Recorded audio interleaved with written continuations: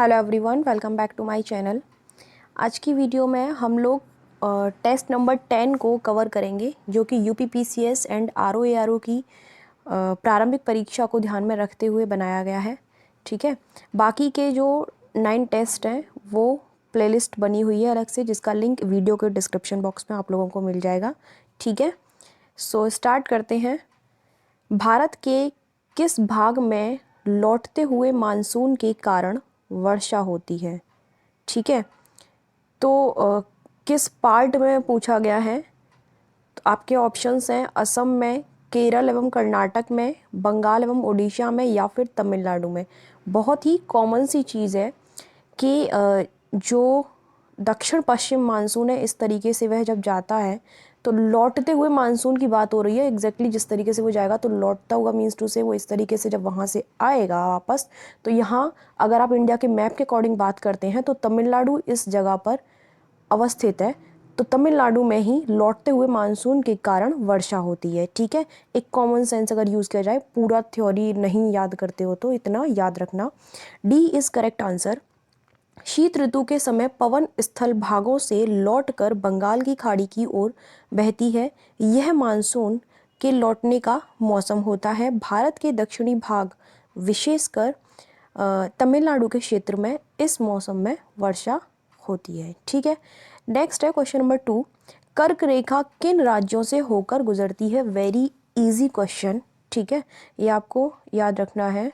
तो ऑप्शंस हैं तुम्हारे गुजरात, राजस्थान, त्रिपुरा और मिजोरम। क्वेश्चन ये पूछा गया है कि किन राज्यों से होकर गुजरती है। नीचे ऑप्शंस दिए गए होंगे आपको। हाँ, ठीक है, तो केवल 1 और 2, 1, 3 और 4, 2, 3 और 4, या फिर चारों ही राज्यों से होकर गुजरती है? बताइए। तो देखिए, जो कर्क रेखा की बात हो रही है, ये चारों ही राज्य उनमें शामिल हैं जिन राज्यों से होकर वो गुजरती है, गुजरात, राजस्थान, त्रिपुरा एंड मिजोरम। बट इनके अलावा भी कुछ कंट्री हैं। देखिए, इसका आंसर जो हो जाएगा वो होगा डी, ऑप्शन नंबर डी जो है करेक्ट हो जाएगा। कर्क रेखा देश के लगभग मध्य भाग से होकर गुजरती है और यह रेखा भारत के 8 राज्यों से होकर गुजरती है। ठीक है, ऊपर वाले 4 उसमें शामिल हैं, लेकिन उसके अलावा भी 4 स्टेट हैं, और वो कौन से हैं यहाँ हम उनके नाम जानेंगे। तो स्टार्टिंग होती है गुजरात से। गुजरात, राजस्थान, मध्य प्रदेश, छत्तीसगढ़, झारखंड, पश्चिम बंगाल, त्रिपुरा और मिजोरम। मोस्टली स्टूडेंट्स इसमें बहुत कन्फ्यूज़न रहता है। कहाँ पर आकर के आप लोग पूर्वोत्तर में आकर के बहुत कन्फ्यूज हो जाते हो कि त्रिपुरा और मिजोरम में ही कन्फ्यूज़न रहता है। तो इसको बहुत अच्छे से क्लियर कर लेना, सीक्वेंस से याद रखना। जो भी आपको ट्रिक्स अपनी फॉलो करनी है उसके अकॉर्डिंग। मैं ट्रिक्स यहाँ पर रिकमेंड नहीं करूँगी कि कौन सी ट्रिक आपको बनानी है। क्वेश्चन नंबर 3 की बात करेंगे। नीचे दी गई नदियों में कौन सी नदी जो है वो डेल्टा का निर्माण करती है? Okay, your options are Mahanadi, Godavari, Krishna, या फिर ये तीनों ही नदियाँ डेल्टा का निर्माण करती हैं। बताइए। तो देखिए, ये जो तीनों ही नदियाँ हैं, मैंने पढ़ाया है ये नदियों वाले चैप्टर में, स्पेशली इनके बारे में ये फैक्ट था कि महानदी, गोदावरी और कृष्णा, ये तीनों ही नदियाँ डेल्टा का निर्माण करती हैं। मीन्स टू से ऑप्शन नंबर डी इस करेक्ट आंसर हो जाएगा इसका। एंड महानदी, गोदावरी एवं कृष्णा ये सभी पूर्व की ओर बहने वाली नदियां हैं, ये एक खास बात है इसमें। तथा ये बंगाल की खाड़ी में अपना जल गिराती हैं या अपना मुहाना बनाती हैं। ठीक है, ये नदियां अपने मुहाने पर उपजाऊ डेल्टा का निर्माण करती हैं। ठीक है, डेल्टा होपफुली आप सभी जानते होंगे कि एक नदी जो है कई सारे पार्ट्स में डिवाइड हो जाती है, लाइक इस तरीके से अपनी वितरिकाएं बना लेती है ना, that's called delta. Okay, next बात करेंगे क्वेश्चन नंबर 4 की। मानव निर्मित गुरु गोविंद सागर झील का संबंध किस परियोजना से है? यहाँ एक चीज़ मेंशन की गई है कि मानव निर्मित, मीन्स टू से आप इसको आर्टिफिशियल लेक भी बोल सकते हो, जो कृत्रिम झील बोला जाता है जिनको, यानी कि उनका निर्माण प्राकृतिक रूप से नहीं होता है। मान लीजिए आपने कोई बांध बनाया तो जो पानी इकट्ठा हो गया पीछे, है ना, तो वो एक झील का रूप ले लेता है। इस तरीके से उनको कृत्रिम झील बोला जाता है। तो इसमें प्रश्न में पूछा गया है कि मानव निर्मित गुरु गोविंद सागर झील का संबंध किस परियोजना से है? ठीक है, यानी कि कौन सी परियोजना बनाई गई थी, उसके बाद ये झील का निर्माण हुआ था? योर ऑप्शंस आर दामोदर घाटी परियोजना, ऑप्शन नंबर ए। नेक्स्ट है आपका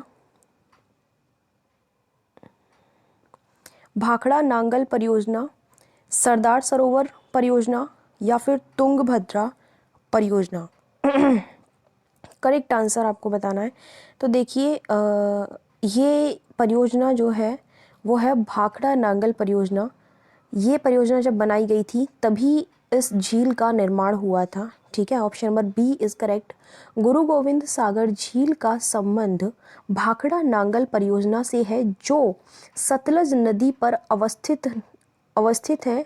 नदियों पर विद्युत उत्पादन के लिए बांध बनाने से झीलों का निर्माण हो जाता है। फॉर एग्जाम्पल, यानी कि ऐसे ही कई और भी हैं, जैसे कि राणा प्रताप सागर, हीराकुंड, नागार्जुन सागर, ये कई सारे और भी एग्जाम्पल्स हैं।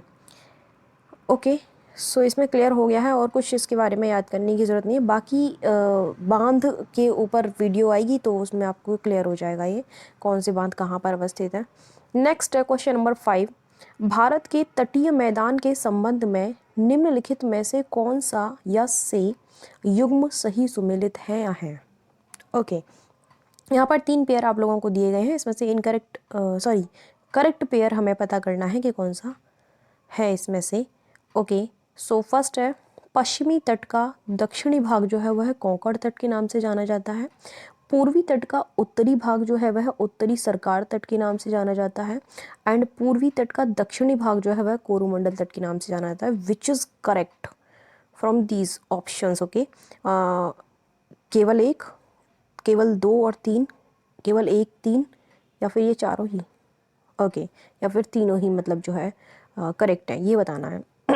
तो देखिए बात कुछ ऐसी है, यहाँ उसने बोला है पूर्वी तट का जो उत्तरी भाग है वह उत्तरी सरकार तट के नाम से जाना जाता है। बिल्कुल सही बात है, ठीक है। उसके बाद नेक्स्ट है पूर्वी तट का दक्षिणी भाग जो है वह कोरोमंडल तट के नाम से जाना जाता है। प्लीज़ मैप लेके बैठा करिए, क्योंकि कई बार क्वेश्चंस इसमें ज्योग्राफी रिलेटेड आ जाते हैं, या फिर आप अपने सोर्स से पढ़ रहे हो तो तब भी मैप लेकर बैठिए। ओके, जो पश्चिमी तट का दक्षिणी भाग है वो यहाँ कोंकण तट के नाम से बताया गया है, जो कि इनकरेक्ट है, राइट। ये इनकरेक्ट है क्योंकि जो पश्चिमी तट का उत्तरी भाग है ना उसको कोंकण तट के नाम से जाना जाता है, ना कि दक्षिणी भाग को। बहुत माइनर सी मिस्टेक है, ये चीज़ें आपको जब ध्यान से आप पढ़ेंगे तो आपको पता चलेंगी। It means option number B is correct, right. Okay, पहला युग्म सही सुमेलित नहीं है। द रीज़न इस पश्चिमी तट के उत्तरी भाग को कोंकण तट मीन्स टू से जो मुंबई और गोवा वाला जो पार्ट है ना उसको कोंकण तट के नाम से जाना जाता है। कन्नड़ मैदान एवं दक्षिणी भाग को मालाबार तट कहा जाता है। अतः पहला युग्म गलत है। दूसरा एवं तीसरा युग्म बिल्कुल सही है। बंगाल की खाड़ी के साथ विस्तृत मैदान चौड़ा एवं समतल है जिसे पूर्वी तट कहते हैं, और उत्तरी भाग में इसे उत्तरी सरकार के नाम से भी जाना जाता है, जबकि दक्षिणी भाग में कोरोमंडल तट के नाम से इसको जाना जाता है, राइट। इस तरफ की बात हो रही है इंडिया के इस पार्ट की। Okay, question number 6। पंजाब के मैदान का निर्माण किन नदियों के द्वारा होता है? ओके, ये आपको बताना है कि पंजाब के जो मैदान है उसका निर्माण किन नदियों के द्वारा किया है, या फिर किन नदियों के द्वारा लाया हुआ जो भी मिट्टी या मलबा है उसके द्वारा हुआ है। ओके, योर ऑप्शंस आर, बहुत सारे ऑप्शंस हैं। देखिए नदियों के सारे नाम तो मैं नहीं पढ़ूंगी, जो करेक्ट ऑप्शन है उसको हम पता कर लेते हैं। सिंधु, झेलम, चिनाब, रावी, व्यास, सतलज। ओके, तो यही करेक्ट आंसर है, ये आपको याद होनी चाहिए। सिंधु, झेलम, चिनाब, रावी, व्यास, सतलज। सीक्वेंस भी बिल्कुल करेक्ट है, तो इसी सीक्वेंस को आप याद करते हुए चलिए। उत्तरी मैदान के पश्चिमी भाग को पंजाब का मैदान कहा जाता है। सिंधु तथा इसकी सहायक नदियों के द्वारा बनाए गए इस मैदान का बहुत बड़ा भाग पाकिस्तान में स्थित है। सिंधु तथा इसकी सहायक नदियाँ झेलम, चिनाब, रावी, व्यास और सतलज के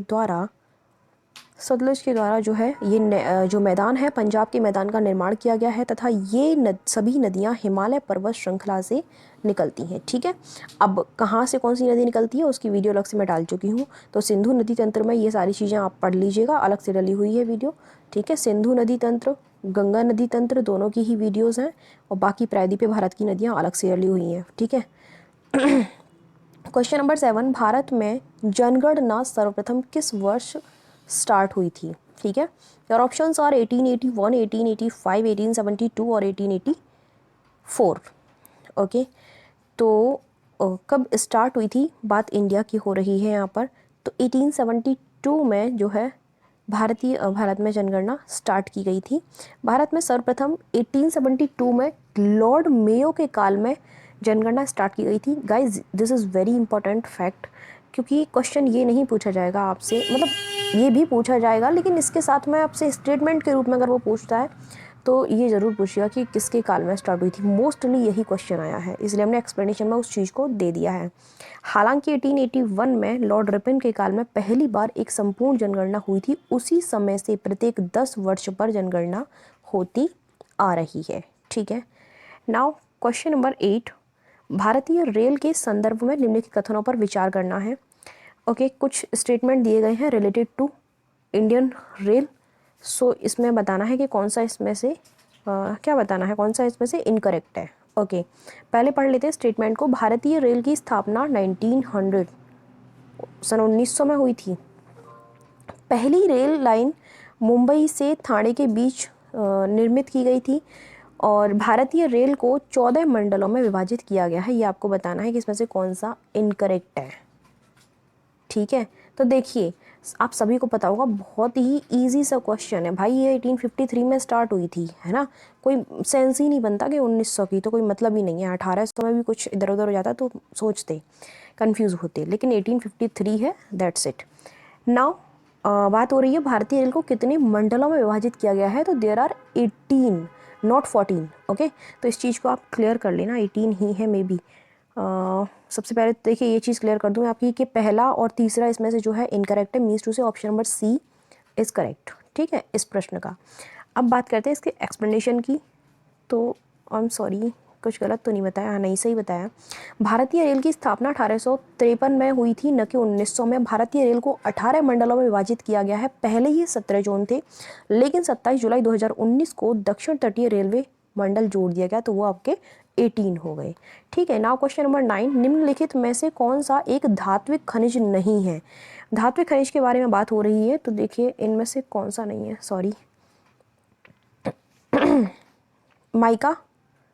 माइका कोई धात्विक खनिज नहीं है, बाकी के 3 जो हैं वो हैं। 9 की बात हो रही है, इसके एक्सप्लेनेशन को जान लेते हैं जरा हम। रासायनिक एवं भौतिक गुण धर्मों के आधार पर खनिजों को 2 प्रमुख श्रेणियों, धात्विक यानी कि धातु और अधात्विक यानी कि अधातु, इनमें विभाजित किया गया है, ठीक है। अब खनिज आप जानते ही होंगे, ठीक है। जिन भी पार्ट्स को ज़मीन के अंदर से खोद करके मतलब निकाला जाता है, उनको हम खनिज की संज्ञा देते हैं, खनिज के नाम से उनको जाना जाता है। अब उनको यहाँ पे 2 कैटेगरी में डिवाइड कर दिया गया है, फर्स्ट धातु और सेकेंड है अधातु, ठीक है। धात्विक खनिज 2 प्रकार के होते हैं, लौह और दूसरे होते हैं अलोह। लौह में आपके आते हैं लोहा और मैग्नीज, और अगर अलोह की बात करते हैं तो उसमें तांबा और बॉक्साइट आते हैं। नाउ सेकंड है आपका अधात्विक खनिज। इसमें भी 2 कैटेगरी होती हैं, और वो 2 कैटेगरी कौन सी होती हैं। ईंधन खनिज फर्स्ट होती है, ईंधन खनिज, जिसमें आपके एग्जाम्पल अगर मैं बताती हूँ तो कोयला, पेट्रोलियम, प्राकृतिक गैस, ये आते हैं सारे। और उसके बाद नेक्स्ट अगर अन्य अधात्विक खनिजों की बात करते हैं तो उसमें आपके माइका, चूना प्रस्तर और ग्रेफाइट आते हैं, ठीक है। तो देखिए, क्वेश्चन से ज़्यादा मोस्ट इंपॉर्टेंट यहाँ पर एक्सप्लेनेशन है सारे ही क्वेश्चंस के, तो एक्सप्लेनेशन को बहुत ध्यान से पढ़िए। Now we will talk about question number 10, निम्नलिखित में से कौन सा या से युग्म सही सुमेलित नहीं है। प्लीज़ क्वेश्चन को बहुत केयरफुली पढ़िए, बिकॉज यहाँ पर नहीं पूछा गया है, ठीक है। कई बार हम इसके चक्कर में क्वेश्चन का आंसर गलत करके आ जाते हैं। Okay, Thalghat in Maharashtra, Palghat in Goa and Borghat in Kerala and Diphu in Arunachal Pradesh. Definitely 4 is correct, सभी को पता है।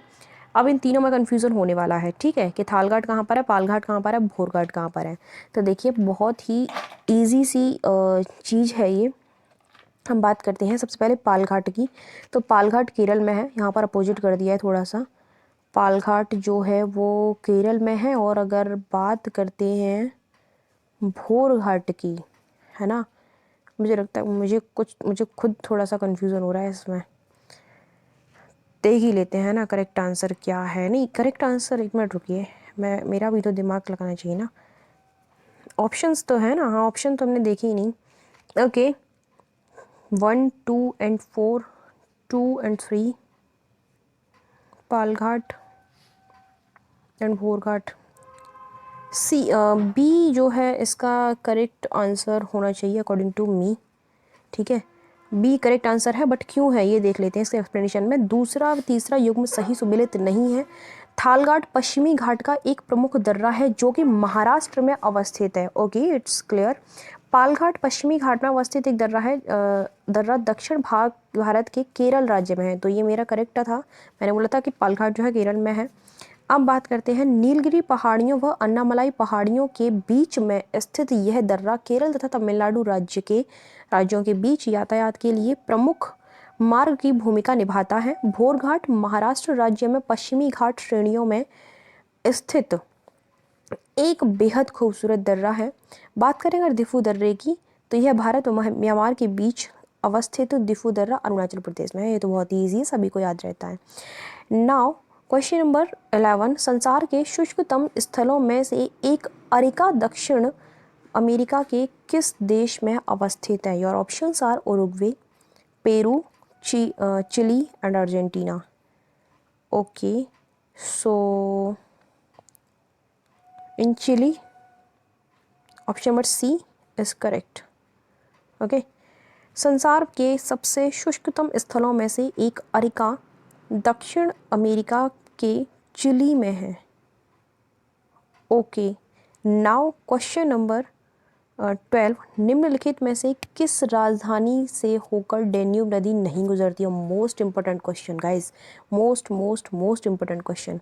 डेन्यूब नदी इज़ वेरी इंपॉर्टेंट, और ये किस राज्य से किस कंट्री से होकर गुजरती है, किससे नहीं होकर गुजरती है? सो प्लीज़ इसको याद रखिए। ओके, सो ऑप्शंस हैं आपके Bucharest and Paris, Belgrade and Vienna. Question पूछा गया कि किस राजधानी से होकर नहीं गुजरती है। ओके, तो देखिए ये आपकी पेरिस से, यानी कि फ्रांस की राजधानी पेरिस से होकर नहीं गुजरती है। कहाँ से होकर गुजरती है ये जान लेते हैं। डेन्यूब नदी यूरोप की 5 राजधानियों से होकर गुजरती है। ये 5 राजधानियाँ कौन सी हैं, उनके नाम हैं आपके सामने। बुखारेस्ट जो कि रोमानिया की राजधानी है, बेलग्रेड यूगोस्लाविया की राजधानी है, बुडापेस्ट जो कि हंगरी की राजधानी है, एंड ब्राटिस्लावा जो कि स्लोवाकिया की राजधानी है, स्लोवाकिया है ये। ओके, वियना जो कि ऑस्ट्रिया की राजधानी है। ओके, तो यहाँ आपका पेरिस के बारे में कोई जिक्र नहीं किया गया है। Now we will talk about question number 13, निम्नलिखित कथनों पर विचार करना है। कुछ आपके स्टेटमेंट यहाँ पर दिए गए हैं, उन पर हम विचार करेंगे। नाइजीरिया को तेल ताड़ का देश कहा जाता है। उसके बाद सेकेंड स्टेटमेंट है हाउसा, फुलानी या फुलानी तथा येरुबा मिस्र की प्रमुख जनजातियां हैं। क्या ये मिस्र की ही प्रमुख जनजातियां हैं? बिल्कुल नहीं, ये नाइजीरिया की प्रमुख जनजातियां हैं। ओके, ओ माय गॉड, ठीक है, तो याद रखना नाइजीरिया की प्रमुख जनजाति हैं ये सारी। तो इट मीन्स ये गलत हो जाएगा, मिस्र की नहीं है, तो आपका केवल एक सही है यहाँ पे। Option number A is correct. Nigeria ताड़, एक सेकेंड मैंने कुछ, हाँ सही है। नाइजीरिया ताड़ तेल उत्पादन के कारण तेल ताड़ का देश कहा जाता है। येरुबा, फुलानी तथा हाउसा जनजातियों का संबंध नाइजीरिया से है, अतः जो स्टेटमेंट नंबर 2 है that is wrong. Question number 14, उत्तरी अमेरिका की नदियों में निम्नलिखित में से किस नदी द्रोणी क्षेत्र को कपास की पेटी नाम से जाना जाता है? Okay, very important question. देखो मैंने ये चीज़ पहले भी बोली थी, जब मैं नदियों के बारे में पढ़ा रही थी, मैंने तब बोला था इंडिया में ही नदियों के बारे में, भारत की नदियों के बारे में बात हो रही थी। सो उसमें मैंने ये चीज़ बोली थी स्पेशली कि कई बार ऐसा होता है कि किसी नदी को एक अलग नाम से जाना जाता है ना।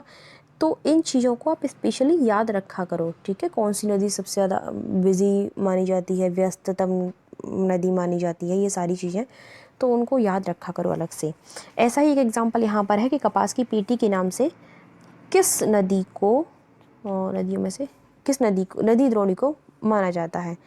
ऑप्शन है Mississippi, Colorado and Columbia and Saint Lawrence. Okay, so your correct answer is Mississippi, जिसको कपास की पेटी के नाम से जाना जाता है। Option number A is correct. Mississippi नदी द्रोणी का दक्षिणी भाग कपास उत्पादन के लिए अनुकूल है, इसलिए इसे कपास की पेटी के नाम से जाना जाता है। ओके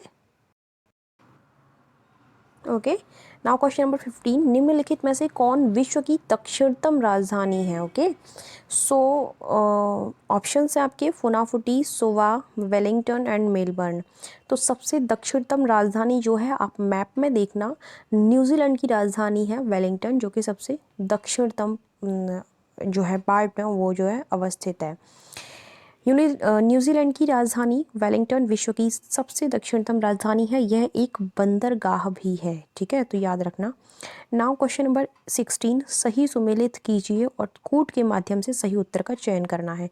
तो कूट तक तो हम देख ही सकते हैं, आंसर देखने की परमिशन अभी हमको नहीं। दिख गया क्या? नहीं दिखा, चलिए कोई बात नहीं, अगर दिख गया हो तो कोई दिक्कत नहीं है। कुछ जलधाराएं दे रखी हैं और महासागर दे रखे हैं, इनके बारे में हमें बात करनी है। ठीक है, मैच करना है इनको, बात क्या करनी है? Alaska, Mozambique, gulf stream and Florida. Okay, यहाँ महासागरों के नाम दिए गए हैं आपको। सो स्टार्ट करते हैं मैचिंग करना। सबसे पहले बात करेंगे अलास्का की। ठीक है, तो जो अलास्का है वह प्रशांत महासागर से रिलेटेड है। एंड बात करें अगर मोजाम्बिक की, so that is related to Hind महासागर। And if we are talking about gulf stream, so that is related to Atlantic महासागर and Florida is related to Atlantic महासागर। Am I right? देख लेते हैं, ऑप्शन मिल जाएगा ऐसा तो सही है, नहीं तो कोई दिक्कत ही नहीं है। पहले का है, चौथा हमने बोला है, हाँ जी यहाँ हमको मिल गया। दूसरे का दूसरा है, ठीक है। तीसरे का तीसरा हमने बोला है, okay yes, option number D should be correct. बिल्कुल करेक्ट है। ऑप्शन मैंने सारे ऊपर पढ़ी दिए हैं, तो इनको एक्सप्लेनेशन को पढ़ने का कोई मतलब नहीं है। क्वेश्चन नंबर 17, उत्तर प्रदेश के राजकीय चिन्ह को किस वर्ष स्वीकृत किया गया था? यूपी स्पेशल से आपका ये प्रश्न बना है। Okay, so that is very important question. किस वर्ष जो है राजकीय चिन्ह को क्या किया गया था? स्वीकृत किया गया था। Your options are 1938, 1948, 1958 and 1968। Okay, so very easy, 1938 में इसको जो है स्वीकार किया गया था। It means option number A is correct.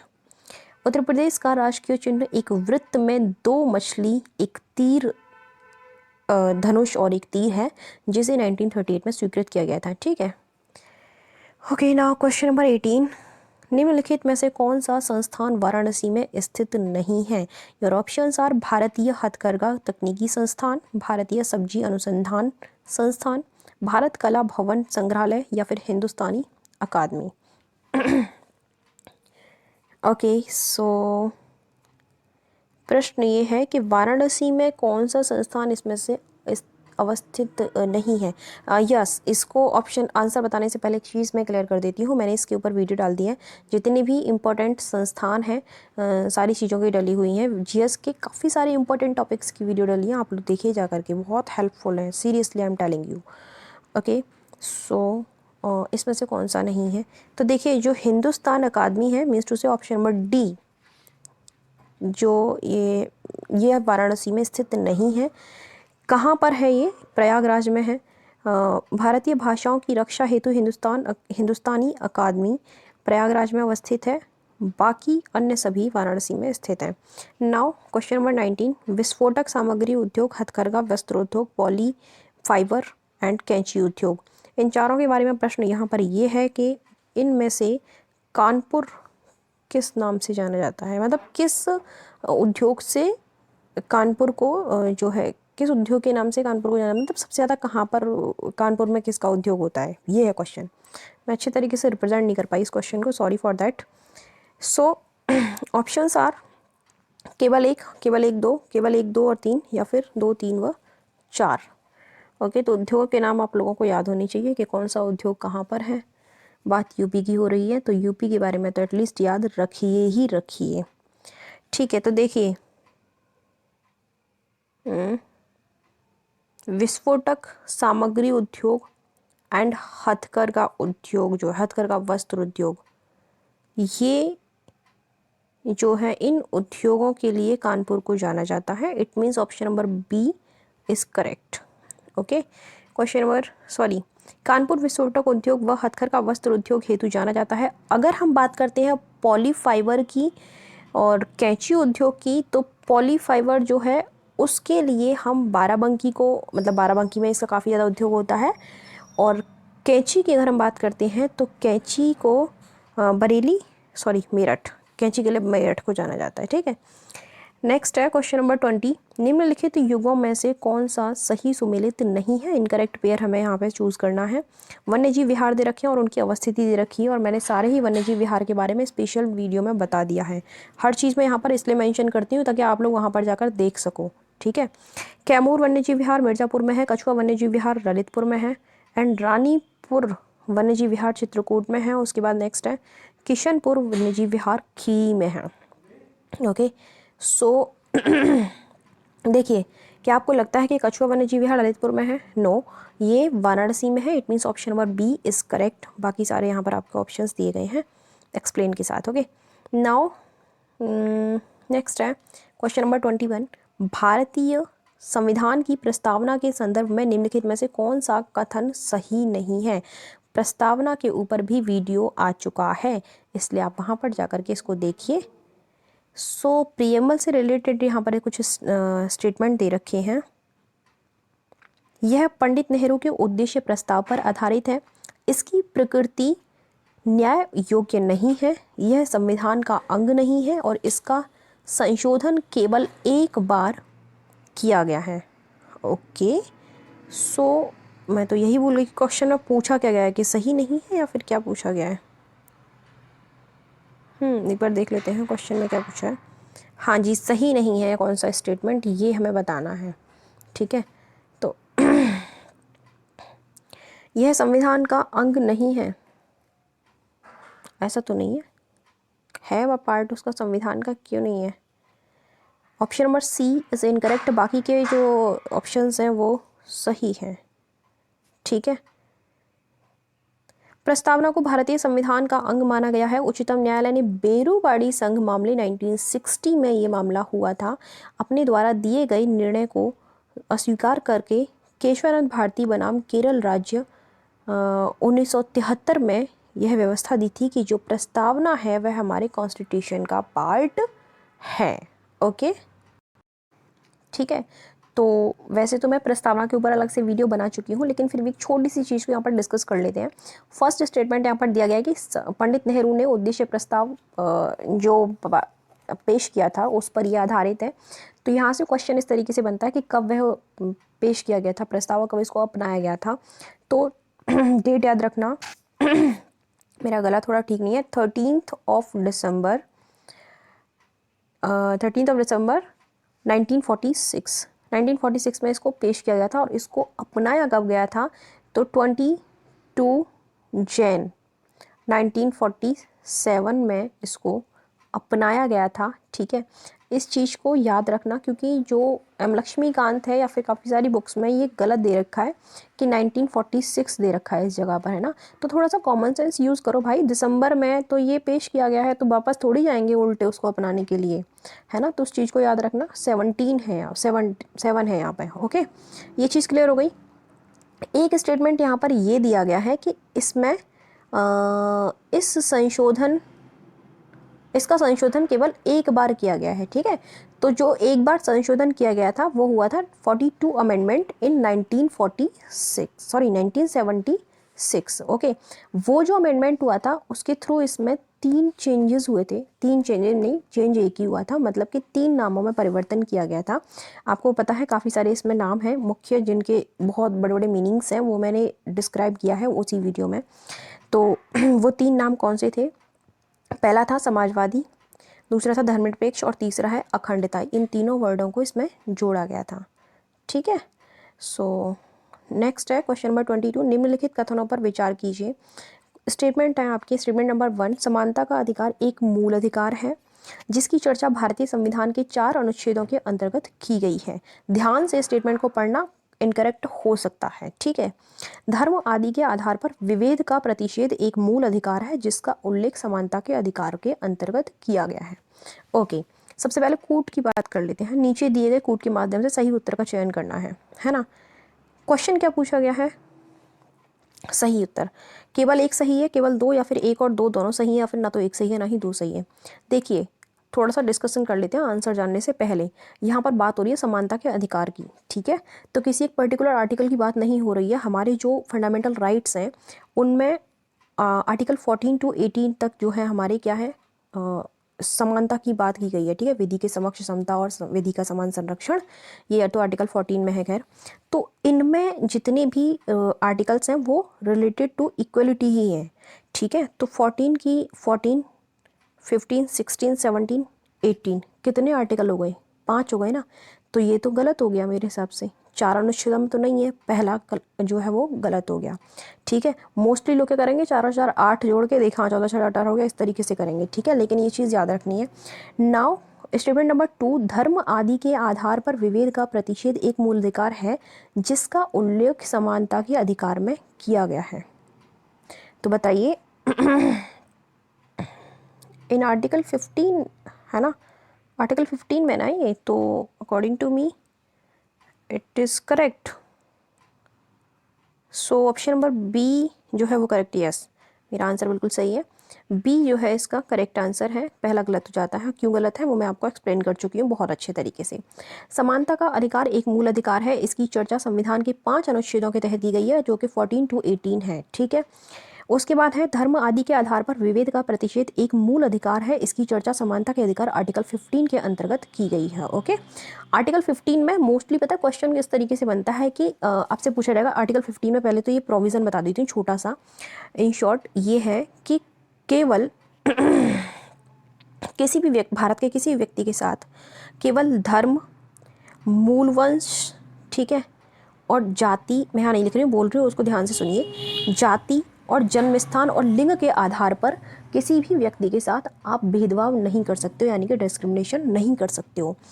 Main चीज़ यहाँ पर इस प्रोविज़न में आपको ये पढ़नी है, ये जो वर्ड है केवल, ओके, इसका मीन्स बहुत बड़ा है यहाँ पर। इसका मीन्स ये है कि आप केवल इन आधारों पर डिस्क्रिमिनेशन नहीं कर सकते हो, बाकी के बेसिस पर कर सकते हो। मीन्स टू से क्वालिफिकेशन के बेस पर आप डिस्क्रिमिनेशन कर सकते हो। फॉर एग्जांपल, अगर कोई भी जॉब या फिर कोई भी चीज़ जैसे आती है तो उसमें क्वालिफिकेशंस पहले से ही डिक्लेयर कर दी गई हैं कि हाँ इतनी क्वालिफिकेशन चाहिए इस जॉब के लिए या फिर वॉट, ठीक है। सो कुछ चीज़ें जैसे वुमेन रिजर्वेशन हुआ, अगर किसी स्टेट में पर्टिकुलर महिलाओं के लिए कोई विद्यालय खोल दिया गया तो आप वहाँ ये नहीं कहेंगे कि ये पुरुष के साथ जो है डिस्क्रिमिनेशन हो रहा है, तो उन आधारों पर किया जा सकता है जो कि हमारे कॉन्स्टिट्यूशन में पहले से ही इस चीज़ को मेंशन किया गया है। ओके, नाउ क्वेश्चन नंबर 23, भारतीय संविधान का कौन सा भाग कल्याणकारी राज्य का आदर्श घोषित करता है? Okay, it's very easy. Article क्यों बोल रही हूँ मैं, ऑप्शन नंबर सी, राज्य के नीति निदेशक तत्व जो हैं, सिद्धांत, डायरेक्टिव प्रिंसिपल्स, ये जो है कल्याणकारी राज्य आदर्श घोषित करते हैं। भारत के संविधान के भाग 4 में राज्य को लोक कल्याणकारी राज्य की स्थापना के लिए निर्देश दिए गए हैं। ध्यान दें कि प्रस्तावना में भी लोक कल्याणकारी राज्य की स्थापना संबंधी विचार पाया जाता है, किंतु प्रस्तावना या राज्य के नीति निदेशक सिद्धांतों में से कोई एक विकल्प चुनना है तो सही उत्तर राज्य के नीति निदेशक तत्व ही होगा। इस चीज़ को ध्यान से याद रखना, इतनी इजी लैंग्वेज में आपके एक्सप्लेनेशन में लिखा गया है। किंतु विकल्प में दोनों साथ दिया गया है तो दोनों साथ वाला विकल्प सही होगा, यानी कि अगर पूछ लिया जाता है कि ये ए और बी दोनों ही करेक्ट है तो आपको वहाँ सी जो है आंसर लगाना होगा। Okay, now question number 24, solicitor general निम्नलिखित में से क्या होता है? भारत का विधिक सलाहकार, राज्य सरकार का विधिक सलाहकार, भारत सरकार का विधिक सलाहकार, भारत सरकार का प्रशासनिक अधिकारी या फिर राज्य सरकार का प्रशासनिक अधिकारी। ओके, सो जो भारत सरकार का सबसे बड़ा विधिक सलाहकार होता है, यानी कि रिलेटेड टू लॉ, वो इंडियन गवर्नमेंट को सारे एडवाइस देता है, तो वो जो है उसको हम किस नाम से जानते हैं? सॉलिसिटर जनरल के नाम से जानते हैं। Option number A is correct. Attorney general महान्यायवादी के अतिरिक्त भारत सरकार के अन्य कानूनी सलाहकार सॉलिसिटर जनरल, जिसको महाधिवक्ता और अपर महाधिवक्ता हैं, किंतु इसकी चर्चा संविधान के आर्टिकल 76 में नहीं की गई है। यह अटॉर्नी जनरल को उसके दायित्वों के निर्वहन में सहायता करते हैं। ठीक है। नाउ क्वेश्चन नंबर 25, निम्नलिखित में से कौन सी एक सबसे बड़ी संसदीय समिति है? लोक लेखा समिति, प्राक्कलन समिति, सरकारी उपक्रम समिति या फिर याचिका समिति? काफ़ी सारी समितियां होती हैं आपके पार्लियामेंट में जो बनाई जाती हैं। सो यहाँ पूछा गया है सबसे बड़ी समिति कौन सी है? तो प्राक्कलन समिति डेफिनेटली सबसे बड़ी है। Option number B is correct. प्राक्कलन समिति में कुल 30 सदस्य होते हैं जो सभी लोकसभा के सदस्य होते हैं। ये एक मुख्य बात है इसकी, क्योंकि जो बाकी की समितियां हैं, बाकी की जो कमेटी बनती है, उसमें आधे राज्यसभा के और आधे लोकसभा के सदस्य जोड़े जाते हैं। ठीक है। लेकिन इस समिति की ये खास बात है कि इसमें जितने भी मेंबर होते हैं वो सारे ही लोकसभा के होते हैं। लोक लेखा समिति में कुल 22 सदस्य होते हैं, जिसमें आपके 15 राज्यसभा से लिए जाते हैं और 15 मेंबर जो होते हैं वो लोकसभा के होते हैं और 7 मेंबर राज्यसभा के होते हैं। सरकारी उपक्रम समिति में भी 22 सदस्य होते हैं, जिसमें लोकसभा से 15 और राज्यसभा से 7 सदस्य होते हैं। याचिका समिति में लोकसभा समिति में 15 तथा राज्यसभा समिति में 10 सदस्य होते हैं। नो, याचिका समिति जो होती है, सॉरी ये स्टेटमेंट टाइपिंग मिस्टेक हो गई है। याचिका समिति में 15 सदस्य जो होते हैं वो लोकसभा से लिए जाते हैं, 10 सदस्य जो होते हैं वो राज्यसभा से लिए जाते हैं। That is correct statement. Okay, so statement में, एक्सप्लेनेशन में सारी ही समितियों के बारे में बता दिया कि किसमें कितने मेंबर होते हैं और कहाँ से कितने लिए जाते हैं। होपफुली सारे ही क्वेश्चंस के एक्सप्लेनेशन बहुत ईजीली समझ में आ गए होंगे। मैंने अपनी पूरी कोशिश की है। बाकी कुछ चीज़ें ऐसी होती हैं जिनको एक्सप्लेन नहीं किया जा सकता है, मतलब एक्सप्लेन करने बैठो तो फिर या तो वीडियो को बहुत लंबा खींच दो, अदरवाइज़ एक्सप्लेन ना ही करो। So okay, thank you so much for watching my video. मिलते हैं नेक्स्ट वीडियो में, तब तक के लिए बाय बाय, टेक केयर।